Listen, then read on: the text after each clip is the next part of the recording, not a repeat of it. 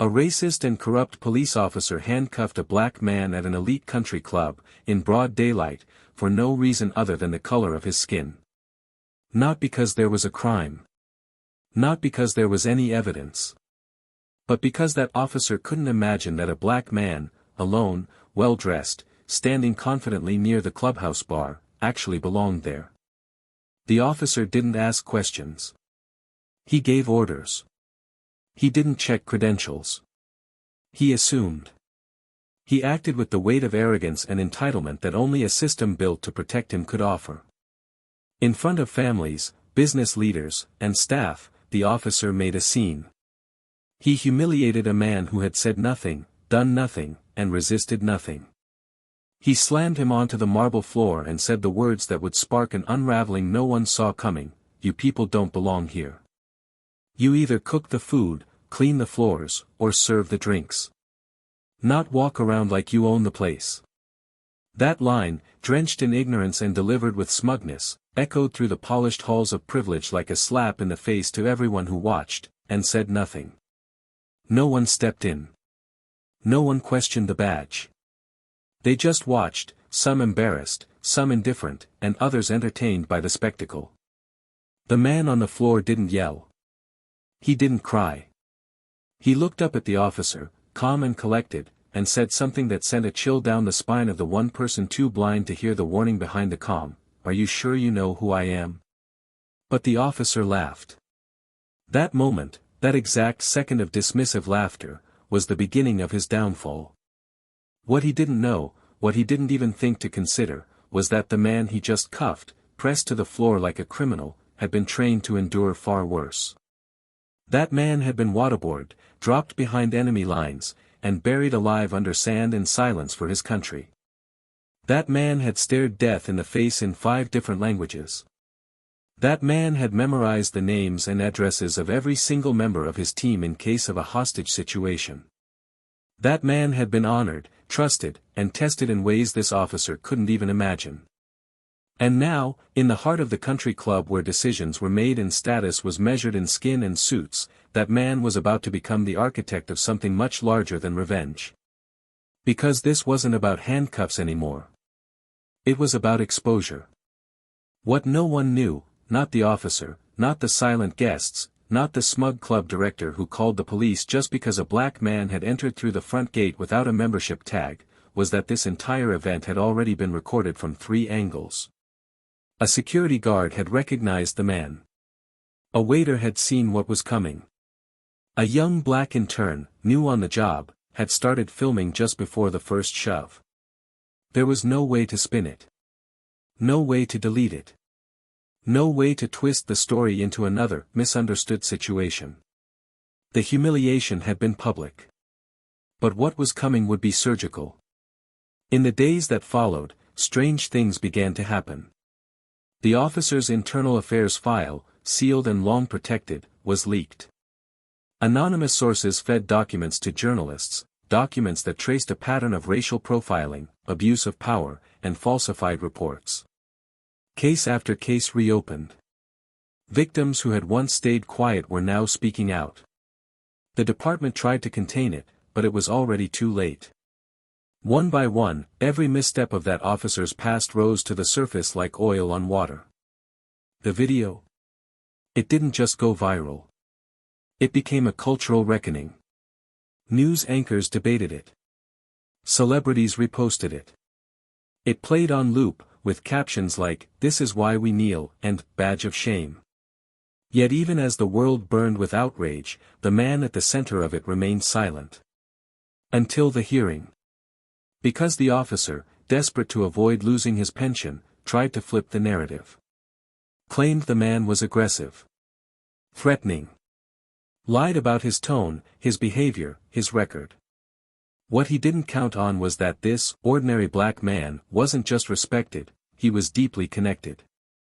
And when he walked into that courtroom, flanked by 2 high-ranking officials from the Department of Defense, silence fell like a heavy curtain. The medals, the commendations, the classified missions whispered only behind closed doors, they weren't just real. They were undeniable. And when the truth landed, it landed with force. The courtroom watched in stunned silence as the man took the stand, recounted every second, and then dropped a final bombshell, a personal connection to a case in the officer's past, buried under years of manipulation and silence. And just like that, the officer's credibility, career, and reputation collapsed like a house of cards in a storm. He wasn't just fired. He was ruined. Not by rage. Not by retaliation. But by truth. Delivered with the precision and poise of a warrior who had already fought wars far greater than the ignorance of a small-minded man in uniform. So now the world watches. The club has issued a public apology. The officer has vanished from the spotlight. And the man who was humiliated in front of dozens now walks free, not just as a symbol, but as a force. He didn't ask for this fight. But now that he's in it, he's not walking away. But the question that haunts everyone still is the one he whispered during that final confrontation, when the cameras were off, when the courtroom was silent, when he leaned close to the man who once slammed him to the ground and said with the calm of a man who's seen true horror, "What would you have done, if I wasn't who I am?" And that question lingers.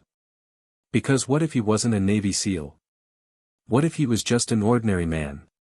Would the world have cared? Would justice have come? Would anyone have listened? Stay with us to find out. Before we dive into today's story, we want to take a moment to speak directly to every black viewer watching this. Here at Plow of Twist, we stand firmly against all forms of racism. We believe in justice, truth, and the power of storytelling to inspire change. If you've ever felt judged, profiled, or diminished because of the color of your skin, know this: we see you, we support you, and your story matters. Now, get ready for a powerful ride, a story that speaks to injustice, strength, and redemption. Subscribe to the channel so you don't miss a single twist, and let's begin. Have a great story. His name was Malik Townsend, a man who walked quietly through the world, not because he lacked presence, but because he had learned the value of silence in rooms where noise was power. He was 42, lean, clean-cut, and carried himself with the composure of someone who had learned discipline not from books or lectures, but from brutal experience. Raised on the east side of Detroit, in a neighborhood where survival was often the primary ambition, Malik had witnessed enough injustice before turning 18 to last a lifetime. But he wasn't bitter. He never let it break him. Instead, it sharpened him. It made him meticulous. Thoughtful. Controlled. From a young age, he was obsessed with precision. Whether it was lining up his sneakers before school or fixing his mother's broken blender with parts he pulled from an old radio, Malik found comfort in structure. That structure led him to the Navy at 19, where he excelled, not because he was the strongest or the loudest, but because he could see patterns in chaos, and remain calm when others panicked. It was there, in the shadows of missions classified for decades to come, that he became a Navy SEAL. He wasn't flashy. He wasn't the guy who posted pictures or bragged at reunions. He was the one who got things done. Efficiently. Quietly. Always 2 steps ahead. After retiring, he built a new life in Charlotte, North Carolina. A quiet city with enough charm to feel like home, but big enough to disappear when he needed to. He worked in private security now, consulted on high-risk corporate threats, and taught strategic defense at a local academy.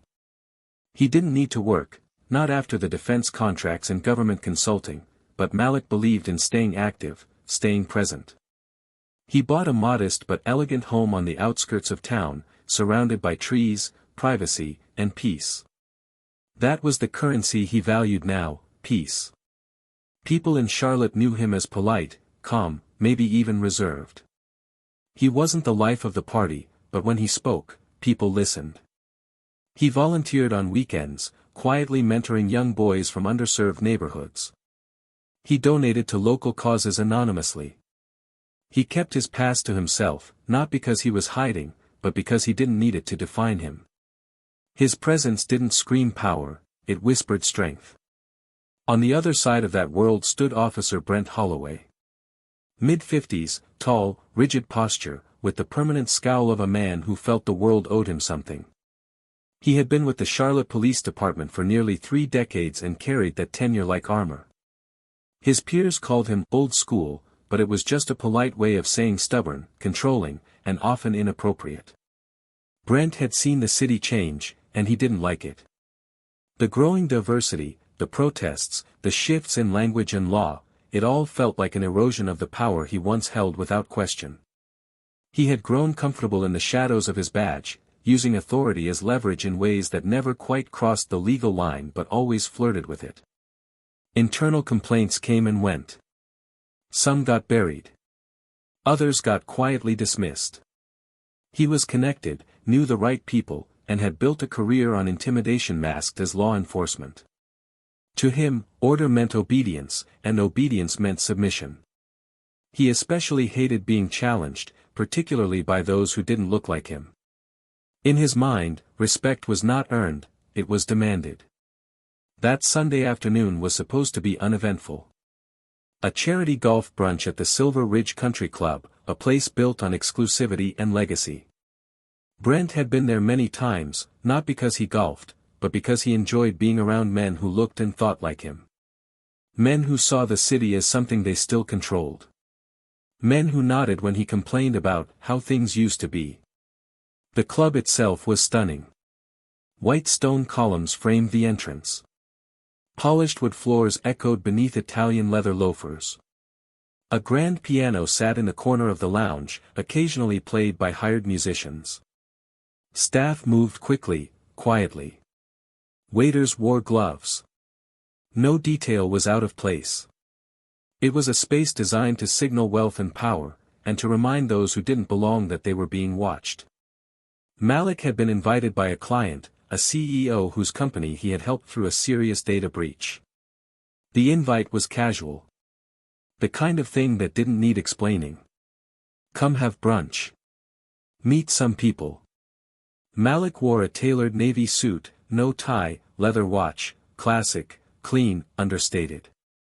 He parked his car, a black electric sedan, and walked through the front entrance like he belonged. Because he did. No arrogance. No attitude. Just a man following an invitation to a place he'd earned the right to be. But for people like Brent, entitlement didn't look like Malik. He spotted him near the bar, waiting for his host, scanning the room. Something about the confidence, the calm posture, the lack of nervousness, it irritated him. Brent didn't recognize him, and that was enough. No badge, no questions. Just judgment. He walked over, chest out, hand near his belt, and said, not asked, "Sir, I'm going to need to see your ID and membership credentials." Now. Malik turned slowly, already sensing the tension. "I was invited." "I'm waiting for, did I ask who you were waiting for?" "Show me your ID." There was no cause. No report. Just the assumption that a black man alone in a suit at a private country club had to be out of place. The room quieted slightly. Conversations hushed, forks paused mid-air, but no one stepped in. Eyes watched, but mouth stayed shut. Malik, always measured, reached into his jacket pocket slowly. "You can ask the manager. He knows I'm here." "I'm not asking the manager. You're not supposed to be here. Let's go." And that's when the humiliation began. Brent grabbed Malik by the arm, twisted it behind his back, and forced him to the floor. A gasp escaped from somewhere in the room. Glass shattered. Chairs scraped back. But no one intervened. The club's manager, red-faced and sweating, approached timidly but said nothing to stop it. Brent's voice echoed like a siren, "People like you don't just walk in here unless you're cleaning tables." That's when Malik, face pressed against polished stone, looked up and said calmly, "Are you sure you know who I am?" Brent smirked. "I don't care who you are. You're done." But what Brent didn't know, what no one in that room realized, was that in that very moment, the wheels of his own destruction had begun to turn. Because Malik Townsend was not a man to be underestimated. And this wasn't just about one incident. This was about a lifetime of being followed in stores, pulled over for nothing, questioned about his own home, spoken over in boardrooms, stared at in restaurants, and now, slammed to the ground in a place where he was supposed to be welcomed. This wasn't just another moment of racism. This was a spark. And it would burn everything around it. The sun had barely started to dip beneath the pines surrounding the Silver Ridge Country Club when Malik was finally released from the cold bite of the handcuffs. His wrists bore the redness of the officer's grip, and though he stayed composed, a quiet storm brewed behind his eyes. The officer, Brent Holloway, offered no apology. Not even the pretense of one. The manager, now visibly panicked, whispered apologies through clenched teeth, trying to smile, trying to mask the tremor in his voice, trying to pretend that this wasn't going to explode in his face. Malik didn't say much. He didn't have to. His silence spoke louder than outrage. He didn't demand names, he didn't yell, he didn't ask for explanations. He simply said, "I'll be in touch," turned, and walked out, not humiliated, but calm, surgical, focused. Because unlike everyone else in that building, Malik understood exactly how systems like this worked, and how to dismantle them without firing a single shot. That night, Malik sat alone on his back porch, his fingers resting on the rim of a glass of untouched water, his eyes fixed on the trees but seeing none of them. His mind was sorting through memories, not just of that day, but of a lifetime of moments that had quietly piled up like dust behind furniture, subtle, exhausting, constant reminders that no matter how hard he worked, no matter how many honors he earned or doors he forced open, there would always be someone waiting to slam them shut. And now, finally, there was one too many. He opened his laptop, opened a file titled Backups, and began writing a single email, not with threats, not with rage, but with precision. Over the next 3 days, Malik didn't talk to anyone about what happened. He went to work as usual. He trained a corporate team on emergency protocols. He had lunch with a friend who owned a cybersecurity firm. He even attended a charity fundraiser in uptown Charlotte and smiled for pictures with local leaders who had no idea what storm was slowly forming around them. But beneath that surface, he was collecting. Quietly. Methodically. He reviewed surveillance footage.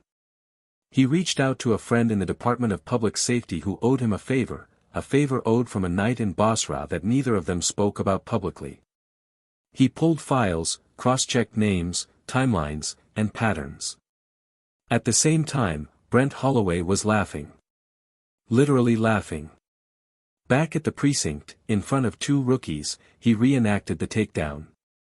He mimicked Malik's calm tone with a mocking voice, called him Captain Smooth, and bragged about how the club had his back. "These people think they can buy their way in, act like they're one of us," he said between mouthfuls of vending machine peanuts. "Not on my watch." His partner, a younger cop named Dean, looked uncomfortable but said nothing. Brent had a way of making silence feel like complicity. And Dean wasn't ready to lose his badge over someone else's problem.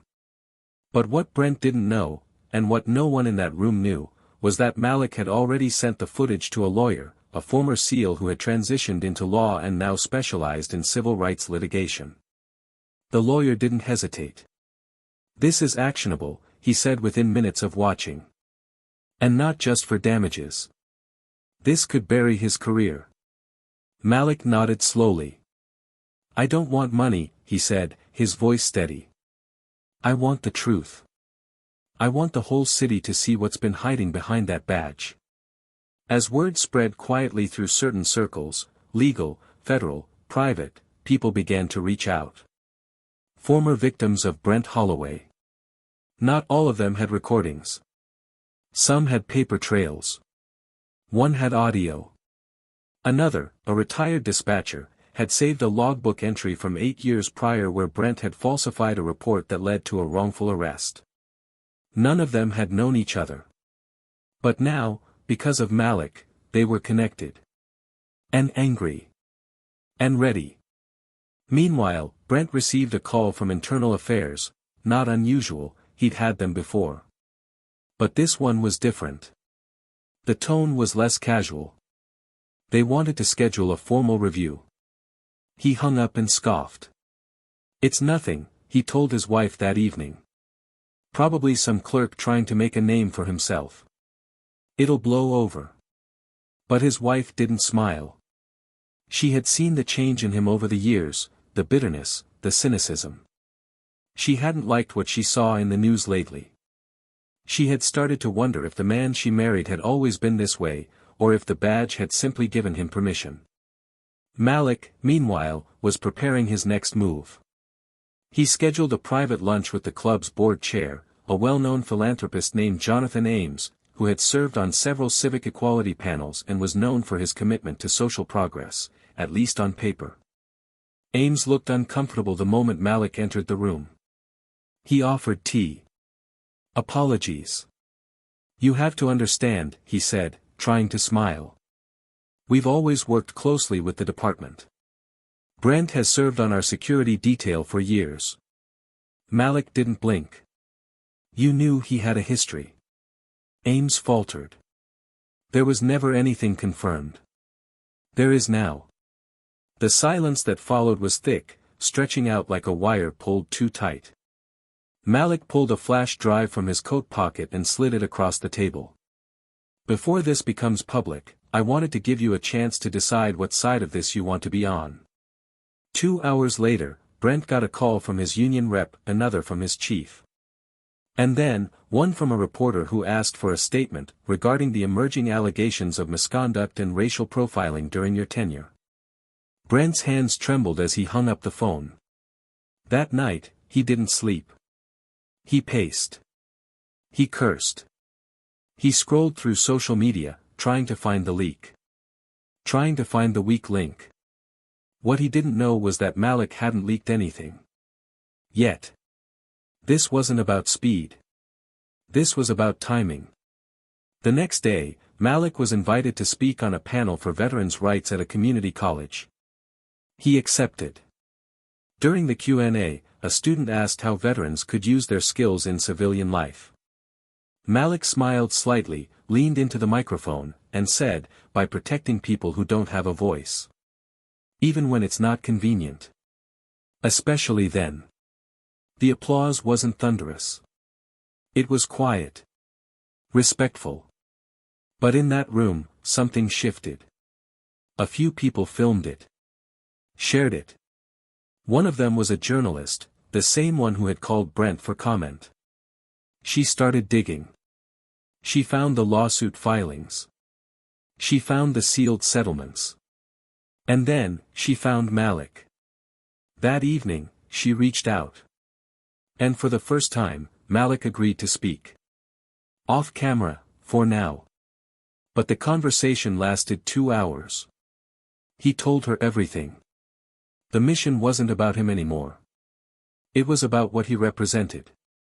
It was about all the people who didn't have the connections, the rank, the training, and what happened to them when the Brent Holloways of the world came knocking.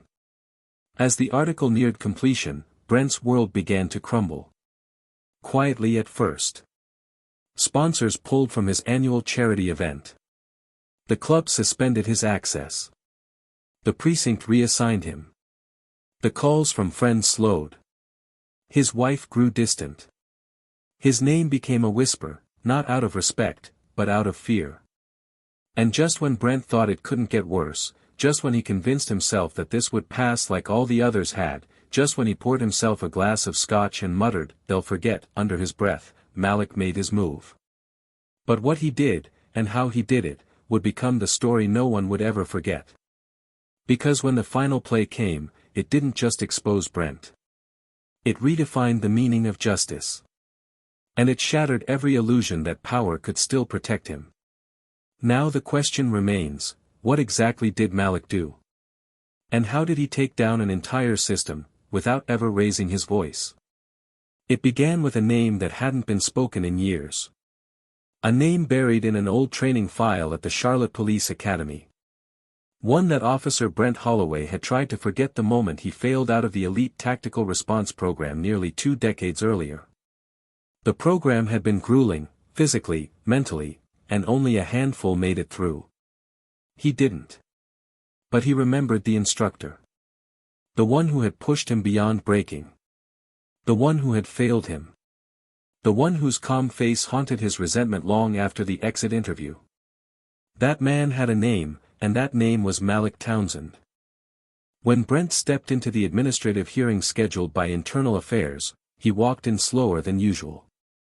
The arrogance had started to crack, and the air in the room no longer respected him the way it once did. The panel sat on a raised platform, and across the room were representatives from the city attorney's office, the mayor's office, and surprisingly, the State Department of Justice. There were unfamiliar faces in the room, too, journalists, legal observers, and a few people Brent couldn't place. He took a seat at the long table with his union rep beside him, who looked tense and unusually silent. At first, it was procedural. Dates, documented incidents, testimonies from previous complaints. Brent shifted uncomfortably in his seat, occasionally muttering to his attorney, but said nothing aloud. Then, the panel chair called the next witness. The door at the back opened. The sound of his shoes against the tile was unnervingly steady. Brent turned, and for the first time since that afternoon at the country club, his eyes met Malik's again. Malik didn't flinch. He didn't smile. He didn't gloat.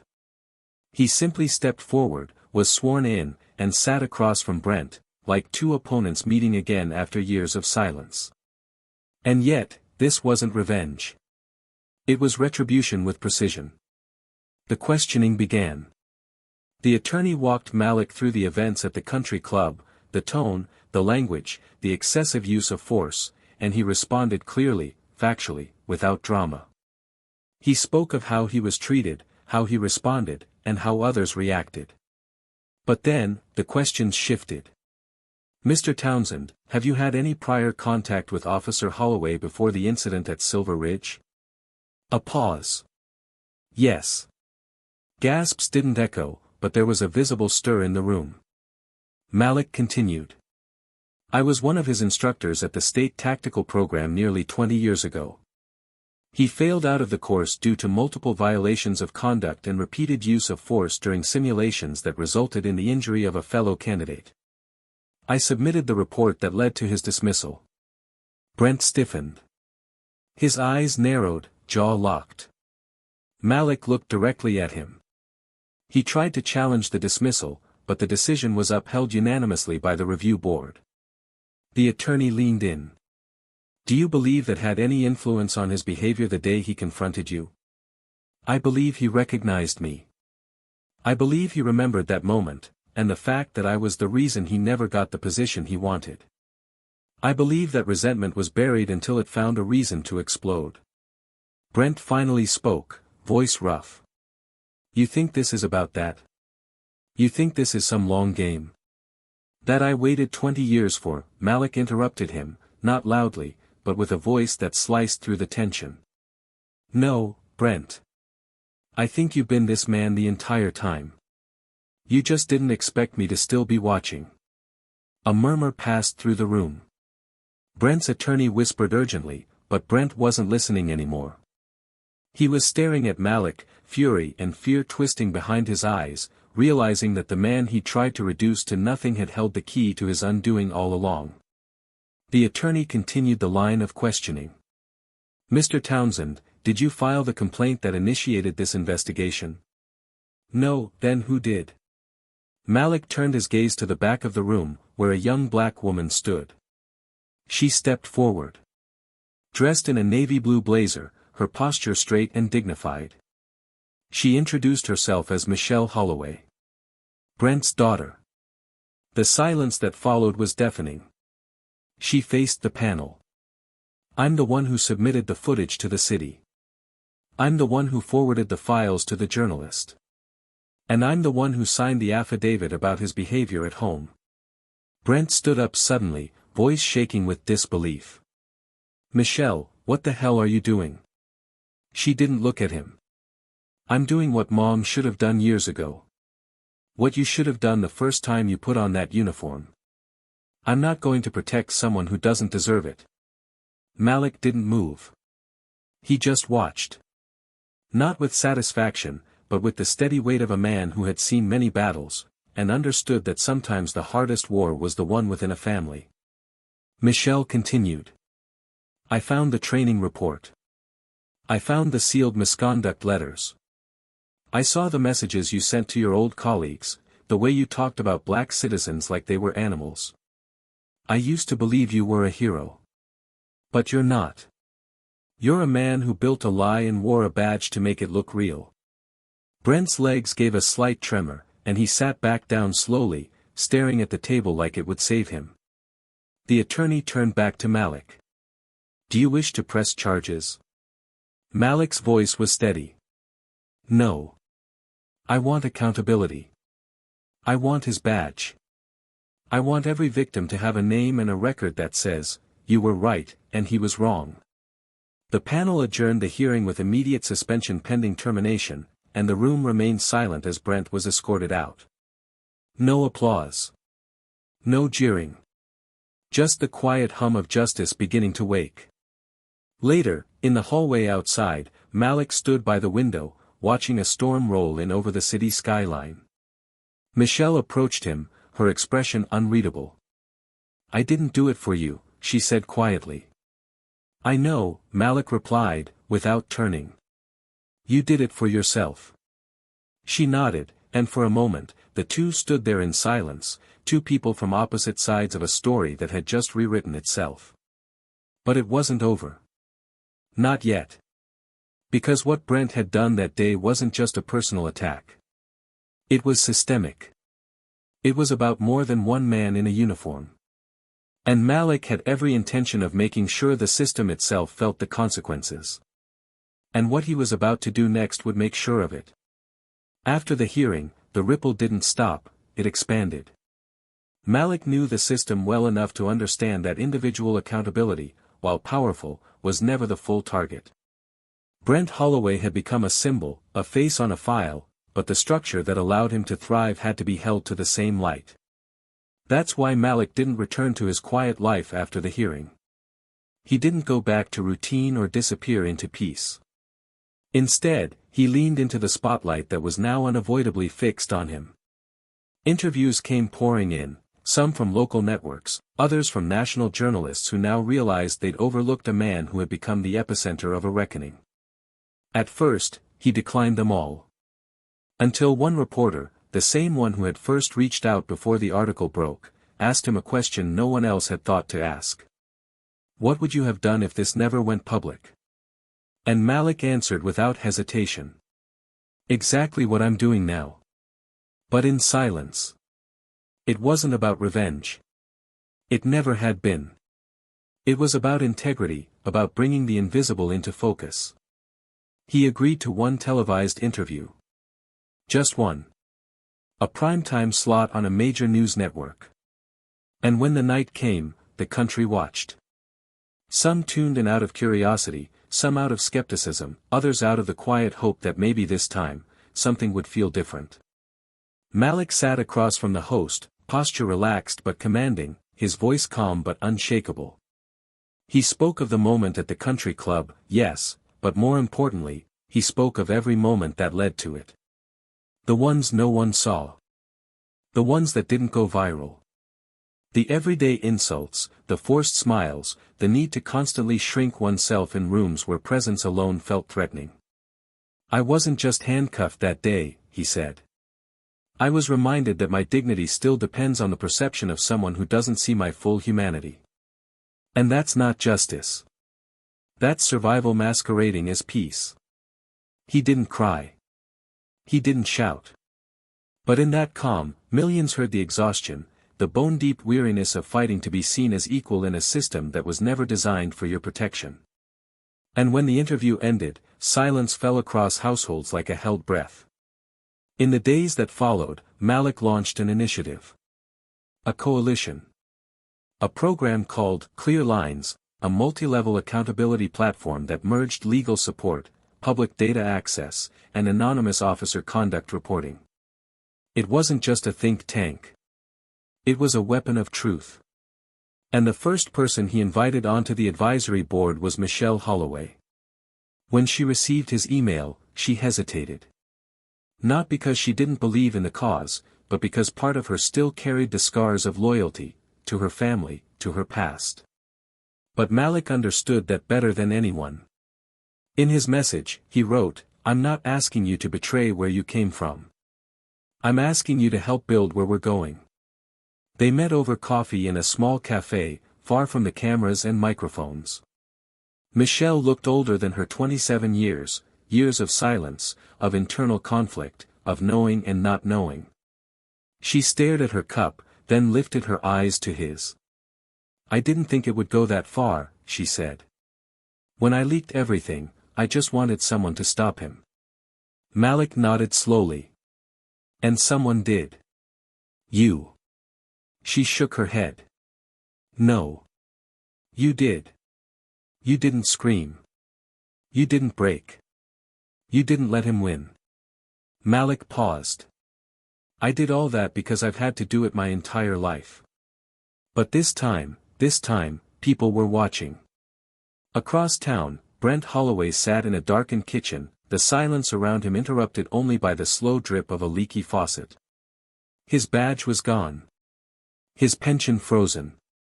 His home, once filled with photographs and trophies, now stripped bare by divorce proceedings and debt. The headlines had been relentless.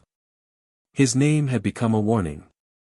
And the city that once feared him no longer spoke it aloud. He made a call. One last attempt to find some footing. He asked for Malik. The request was strange. Unexpected. But Malik agreed to meet, not out of obligation, but out of necessity. Closure wasn't always for the one hurt. Sometimes, it was for the one who needed to finally be seen by the consequences they created. They met in a community center. Empty. Neutral ground. Brent entered wearing a plain jacket, no badge, no bravado. He looked smaller. Older. And when he sat down across from Malik, the silence stretched. "I don't expect forgiveness," Brent began. "You shouldn't," Malik replied. Brent's eyes fell. "I keep thinking about what I said that day. What I did. And how it all looked when I watched the footage. I didn't recognize myself." "Yes, you did," Malik said quietly. "You recognized exactly who you are. You just didn't think anyone else would see it." Brent's voice cracked. "I thought I was keeping order. Doing what I was trained to do." "No," Malik said, his tone sharper now. "You were using fear to maintain control. That's not order. That's cowardice." A long pause. Brent looked up, desperation clinging to the corners of his face. "I lost everything." Malik leaned in. "No. You finally saw everything you were afraid to face. And now you get to live in it. Like the rest of us have had to do in silence." Brent didn't respond. There was nothing left to say. Later that night, Malik stood alone in the gym where he trained recruits. He looked out at the empty mats, the lined walls, the echoes of shouts and discipline in growth. He thought about the countless men and women who had walked through that space, some ready to protect, others simply looking for power. He had taught them all the same. He had shown them that strength wasn't in the strike, but in the restraint. That justice wasn't reaction, but decision. And now, the world was watching him teach again. Not with words. But with example. And somewhere inside him, a weight lifted, not because the system had changed, not yet, but because for once, it had been forced to see itself clearly. And that clarity, was just the beginning. In the weeks that followed, the story of Malik Townsend and Brent Holloway shifted from headlines to history, spoken of in classrooms, debated on news panels, and whispered in police stations across the country. The public had digested the footage, the testimony, the unraveling of a man once protected by the system he abused. But beyond the applause, beyond the calls for reform and the sweeping condemnations, there was a quiet complexity that lingered. Because justice, real justice, isn't clean. It doesn't wrap itself neatly in one man's fall and another's rise. It echoes. It disrupts. It asks everyone watching to examine not just what they've seen, but what they've allowed to remain unseen. Malik knew this better than anyone. Though the country had celebrated his poise and his restraint, he felt no triumph. Not in the traditional sense. The punishment of Brent Holloway hadn't erased the humiliation of that day. It hadn't soothed the ache of a life lived walking on the edges of other people's comfort. It hadn't restored the time lost, the opportunities denied, the trust fractured long before that country club ever entered the equation. What it had done was open a door, one that Malik was now expected to walk through with purpose. And that weight, that quiet expectation, was far heavier than the applause. Every morning, messages poured in. Letters. Emails. Comments from strangers who had seen themselves in his story. Black veterans. Wrongfully arrested teens. Mothers who cried at the TV screen when he spoke because they recognized the way he had to control his tone even in the face of rage. Some messages came from police officers too, those who thanked him, privately, for forcing the department to reckon with the rot they'd been too afraid to name. Others were not so kind. Threats disguised as opinions. Accusations of playing the victim. Demands to let it go. But Malik didn't flinch. He catalogued it all. Every voice mattered, even the hateful ones. Because they were proof that the system he'd exposed was deeper than a single uniform, it was cultural, generational, and far from gone. Michelle Holloway's world had changed even more abruptly. Her decision to testify had severed any remaining ties with her father, and though she carried no regret, the emotional fallout left scars. People from her old neighborhood called her a traitor. Some friends ghosted her entirely. She was forced to reevaluate not just her relationship with her family, but her entire understanding of loyalty. In moments of solitude, she replayed every memory, every dinner where her father sat in silence after a shift, every comment he made that she now realized was steeped in bias, every moment she had laughed nervously and looked away because questioning him had never seemed like an option. And that realization, that silence can be a form of complicity, haunted her more than the noise. She leaned heavily into her new work with Malik's coalition. Clear Lines was growing faster than either of them anticipated. Donors came in droves. Volunteers lined up to help. Malik resisted the spotlight as much as he could, but he couldn't hide from it anymore. With Michelle by his side and a growing team of reformers, lawyers, and educators, they began building something sustainable, a real infrastructure for systemic accountability. They weren't just reacting to injustice, they were preparing people to prevent it.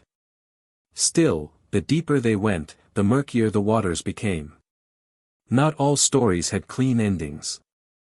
Some cases uncovered by Clear Lines ended in inconclusive investigations, missing footage, misplaced evidence.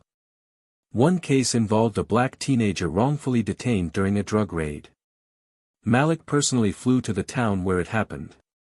He met with the boy's mother. She asked him, through tears, if what he was doing actually changed anything. And Malik, for a moment, didn't know what to say.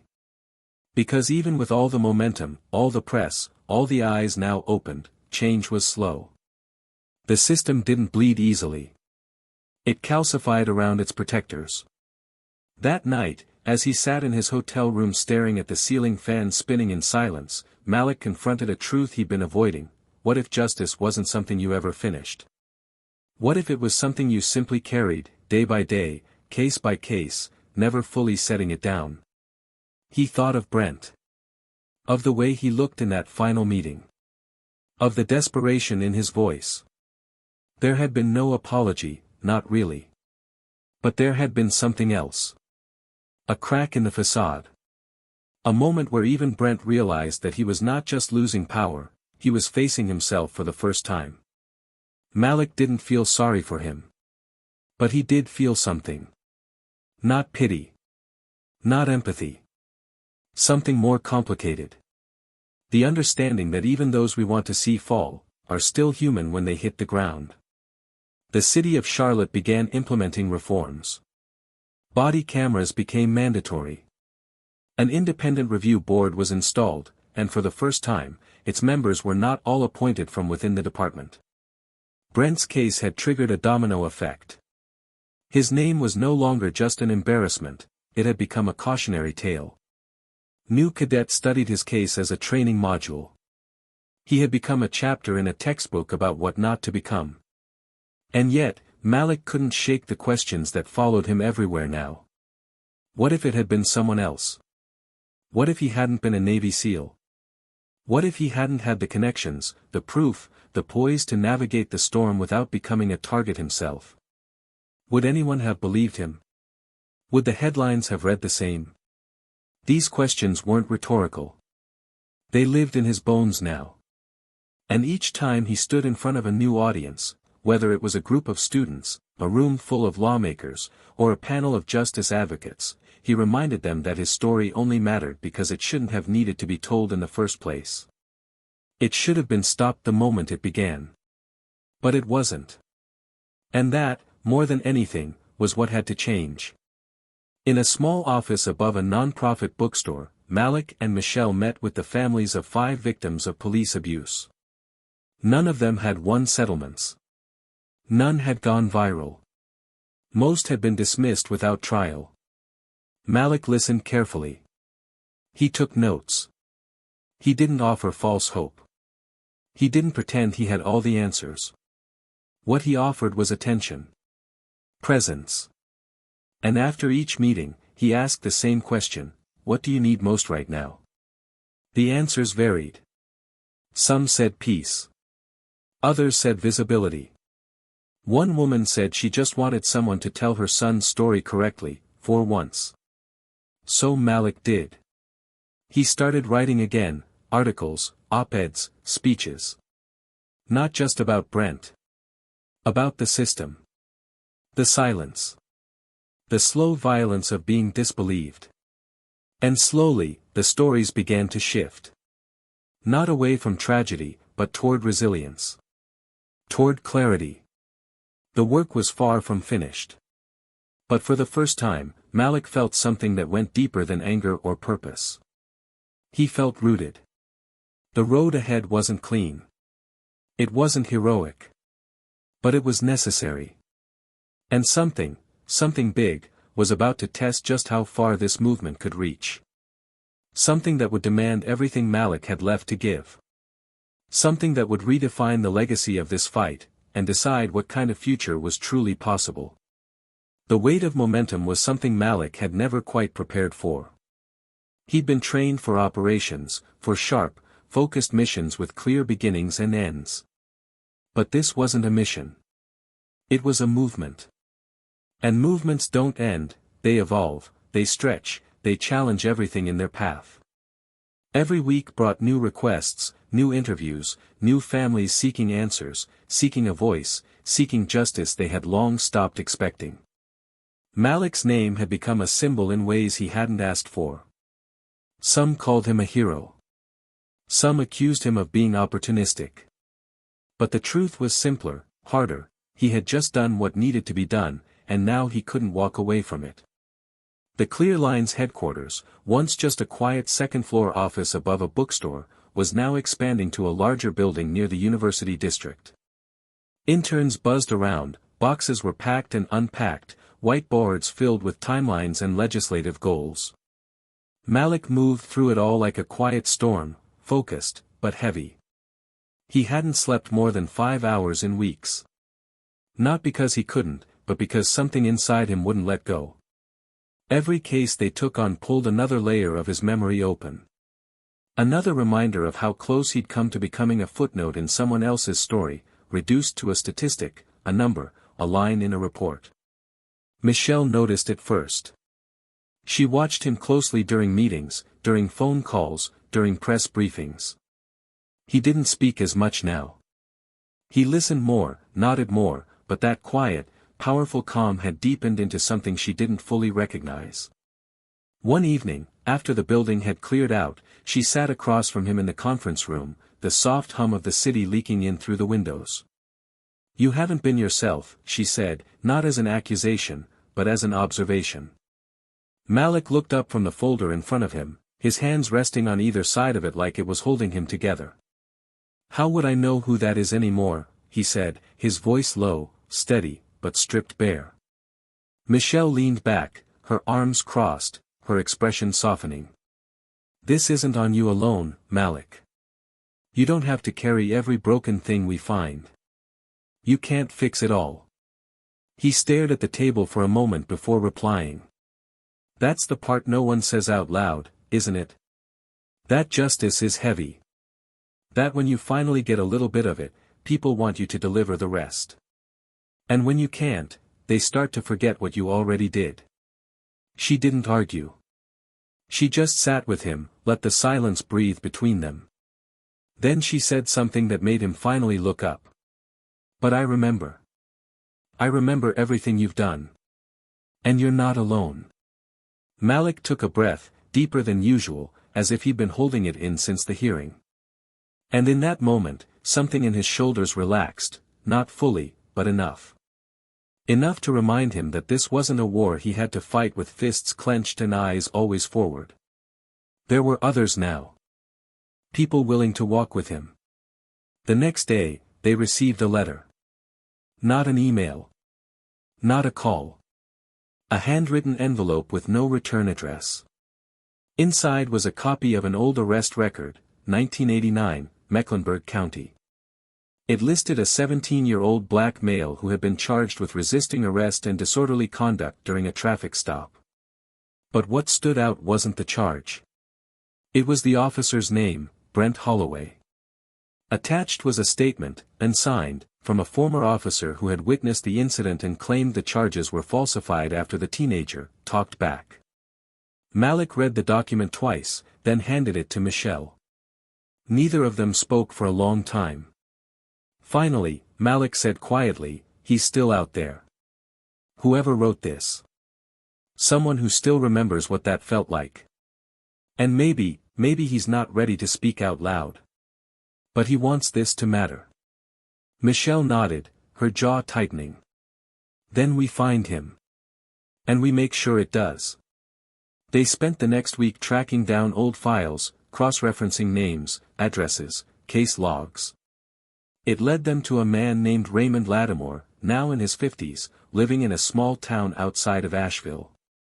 When they arrived at his house, a modest one-story home with a cracked walkway and a rusted swing set in the yard, he was already standing at the door, as if he knew they were coming. He didn't say anything at first. Just studied them. "I didn't think you'd actually come," he said finally. Malik stepped forward. "You're the reason we did." Inside, Raymond poured 2 glasses of water and sat across from them at the kitchen table. The TV was on mute behind him, showing the local news. He looked tired, but there was a fire in his eyes that hadn't gone out, even after decades. "I wrote that note because I saw what you did. What you stood up to. I saw that hearing and I remembered everything. That day. That man. Brent Holloway destroyed something in me back then. Took years off my life. And nobody ever cared." Malik nodded slowly. "We care now. And we need you to tell your story." Raymond hesitated. His hands trembled slightly on the glass. "It's been 34 years. What's the point?" Michelle spoke gently. "The point is truth. The point is acknowledgement. Not just for you. For every kid who didn't have proof. For every family still waiting for someone to listen." Raymond stared at them for a long moment. Then, quietly, he began to talk. About that day.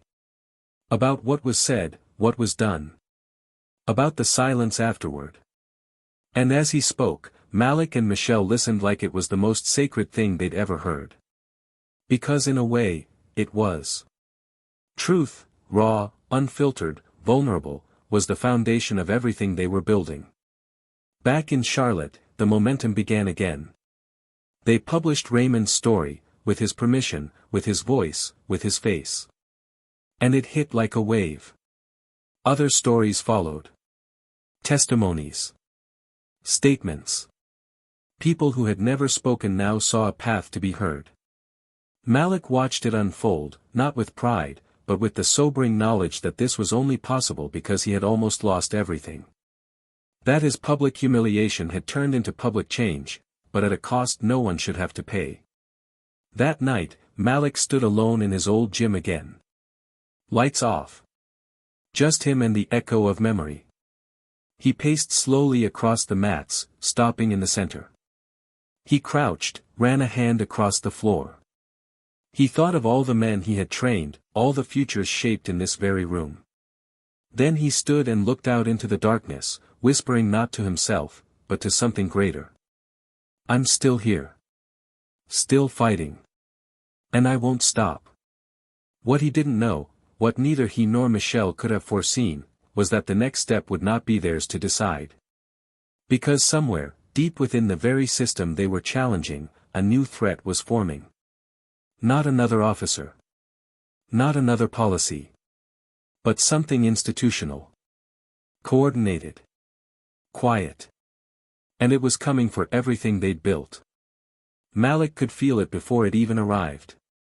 That slow, almost imperceptible shift in the air. The kind of silence that precedes a storm you can't see, but you know it's coming because everything starts to feel just slightly off. Emails went unanswered a little longer than usual. Meetings that used to feel eager and collaborative now came with a touch of tension. Some allies, especially in city leadership, had gone quiet, not entirely distant, but quieter. A few polite cancellations. A couple of postponed panels. A city council member who once praised him in public now refused to take his calls. Malik wasn't naive. He'd seen it before, how power recoiled when it realized it might have to share space, or worse, surrender it. It was Michelle who brought the first piece of evidence.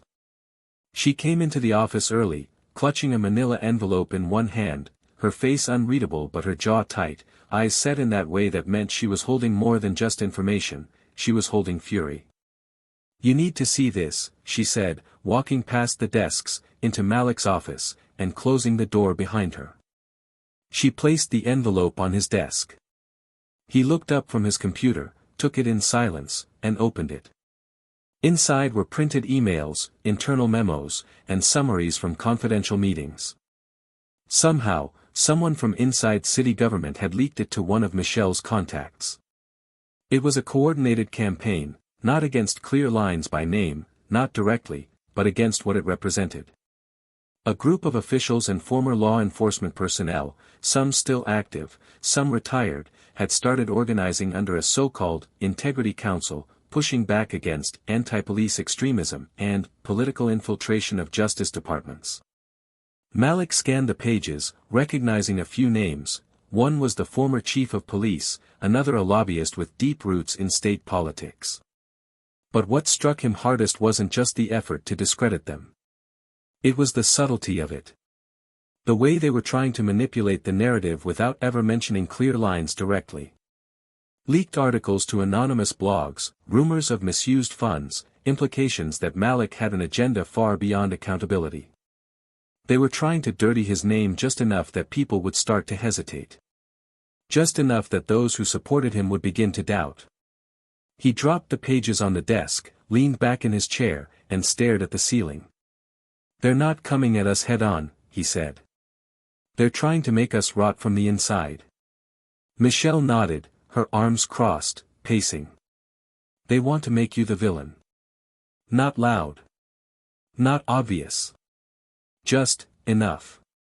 Malik stood, his posture slowly straightening, as if each piece of paper had pulled something out of him and now he needed to reclaim it. Then we give them the truth. Not the performance. Not the soundbite. The truth. The next step wasn't strategy, it was storytelling. They decided to host a town hall, not just in Charlotte, but statewide. One in each major city. They called it the Transparency Tour. No media spin. No intermediaries. Just them, the public, and open dialogue. The first one was in Greensboro. Over 300 people showed up. Some supportive. Some skeptical. Some angry. Malik didn't dodge questions. He didn't protect his ego. He stood on stage, opened every wound that could be opened, and let the public see not the man who had gone viral, but the man who had nearly been destroyed and decided to build something instead of burn everything down. Afterward, a woman in her 60s approached him. Her hands were shaking. She'd lost her brother to a traffic stop gone wrong in 1996. No footage. No witnesses. No justice. But she remembered the pain. The silence. And she said something that stayed with him long after the event ended. You're making them remember what they tried to forget. In every city, the rooms filled. People who had never spoken publicly before now stood in line to say their names, to tell their stories, to ask what came next. And it was working. The pushback from the Integrity Council was starting to look reactive, defensive. They began issuing press statements, weak denials, claims of neutrality. But Malik wasn't chasing them. He was building something bigger than their fear. He was restoring something that had been stolen from so many for so long. But nothing moved without sacrifice. Late one evening, Michelle walked into Malik's office again, this time slower. She sat down across from him, silent for a few seconds, her eyes red like she'd been holding something in too long. My mom called, she said finally, her voice small but sharp. She told me to stop. Said it's not worth it. That I've already lost my dad, and if I keep going, I'll lose everything else too. Malik didn't answer right away. He understood what she meant even without her saying it. He understood the ache of familial fracture, of being told that doing the right thing was a betrayal. You're not losing yourself, he said softly. You're becoming someone they never thought you could be. And that scares them. She nodded, biting her lip. But what if they're right? What if we end up buried under this? What if this fight costs too much? Malik leaned forward, his voice barely above a whisper. Then we bleed with purpose. Not because we enjoy the pain. But because no one else should have to. There was no comfort in his words. But there was clarity. And sometimes, that was enough. Days later, they received an anonymous package, USB drive, no label, no note. The footage on it showed a private meeting of city officials, recorded without their knowledge. It was damning. Explicit confirmation of a plan to discredit clear lines. Names, strategies, even a plan to pull funding from partner organizations that refused to cut ties. Malik and Michelle watched it in stunned silence. This isn't just pushback anymore, she said, barely breathing. This is war. Malik nodded, then stood, eyes locked on the screen. Then we stop being reactive. We take this public. They coordinated with 3 journalists they trusted. The footage was verified, the context researched, and within 48 hours, a major exposé was published. Front page. Statewide. The backlash was immediate. Protests erupted. City Hall was flooded with calls. Multiple officials were placed on administrative leave. The Integrity Council dissolved overnight.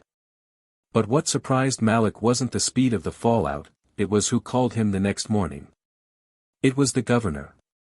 She didn't waste time. I read every word, she said. And I want to meet. Not next week. Today. Malik agreed. The meeting was held privately, in the governor's office, with only her, Malik, and Michelle present. The governor didn't speak in political tone. She sounded like someone who had finally seen the undercurrent and couldn't unsee it. You've exposed something I should have dealt with a long time ago, she admitted. But I'm not asking for absolution. I'm asking for a plan. Malik didn't blink. Good. Because I've had one for years. And with that, the room shifted. The walls of resistance that had once loomed around them began to thin. Not vanish. But change. And somewhere deep in Malik's chest, beneath the fatigue and the scars, he felt something rise again. Possibility. Real. Tangible. Costly. But worth every drop of the fight. The vote passed with unanimous support. A full-scale, statewide police accountability bill, co-written by Malik Townsend and sponsored directly by the governor, was set into motion. It wasn't perfect, no legislation ever is, but it was the strongest of its kind in the state's history. Independent oversight bodies were empowered. Officer misconduct databases were made public. Whistleblower protections were embedded. For the first time, the structures that had once protected impunity began to shift, brick by careful brick, under the weight of undeniable truth. And at the heart of it, not by design but by persistence, stood Malik. He never celebrated publicly. He didn't throw parties or post triumphant messages. But late that night, standing on the rooftop of the Clear Lines building, looking out over the skyline of Charlotte, he allowed himself one long breath of peace. Not because the fight was over, but because this time, it had reached somewhere it had never gone before. Michelle remained by his side, her presence as steady and vital as ever. After months of navigating politics, pressure, and personal loss, she had found not only her voice, but her calling. She became the official director of Clear Lines, expanding its work beyond North Carolina and partnering with organizations across the country. Her relationship with her mother, once fractured, began to mend slowly. It would never return to what it was, but it grew into something honest, something grounded in difficult truths and mutual respect. Michelle didn't need her mother's approval anymore. She had earned her own reflection, and she liked what she saw in it.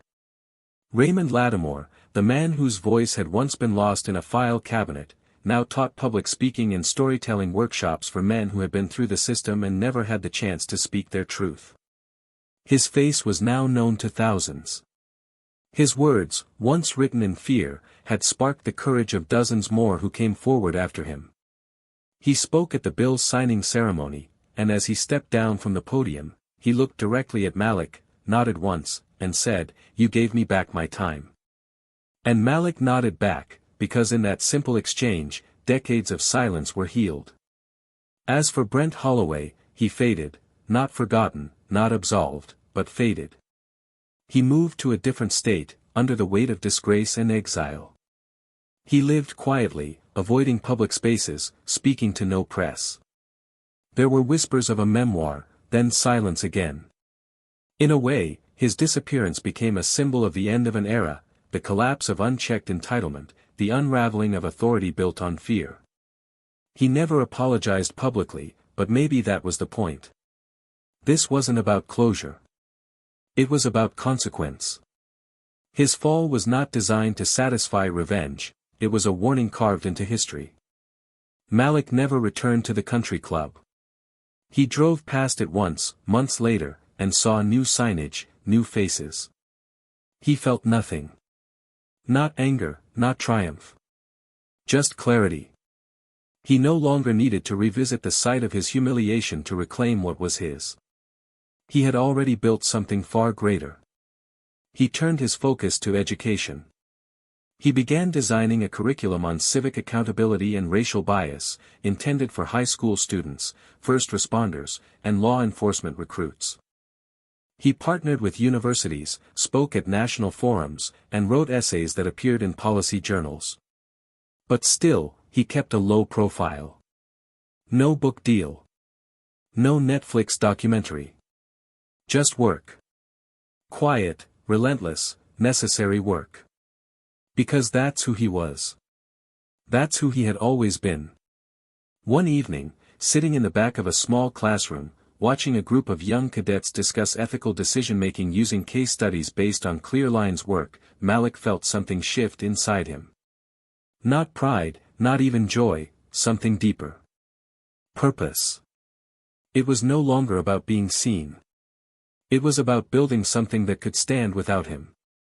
And as he listened to one of the cadets challenge a scenario that mirrored his own past, he realized, the future had already begun. To every one of you listening now, this story wasn't about a hero and a villain.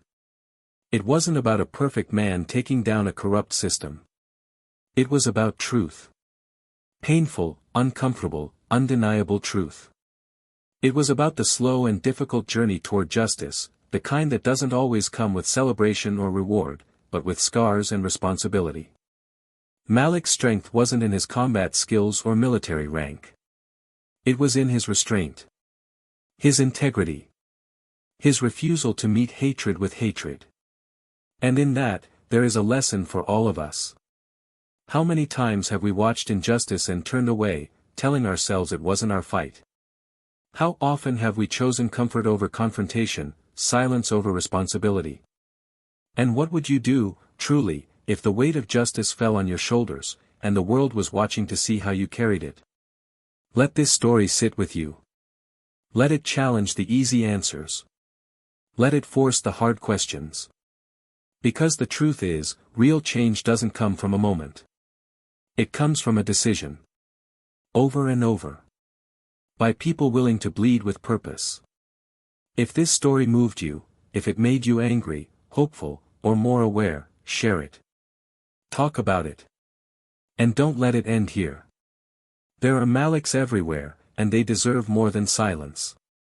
And if you want more stories like this, powerful, unexpected, full of truth and transformation, subscribe to Tales of Twist. Because here, we don't just tell stories. We show what happens when people rise. Hit that subscribe button. Leave your thoughts in the comments. And we'll see you on the next twist.